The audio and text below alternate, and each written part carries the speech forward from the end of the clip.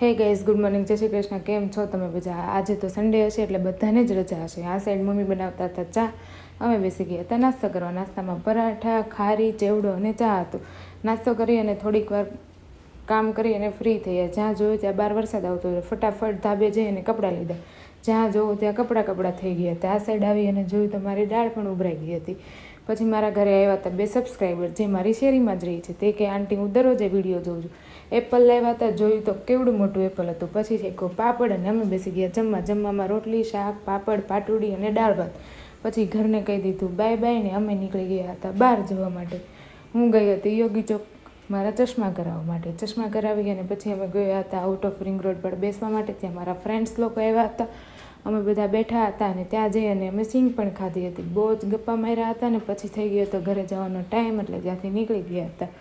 મારો વિડીયો ગમે તો લાઇક, શેર, સબસ્ક્રાઈબ કરી દેજો. જય શ્રી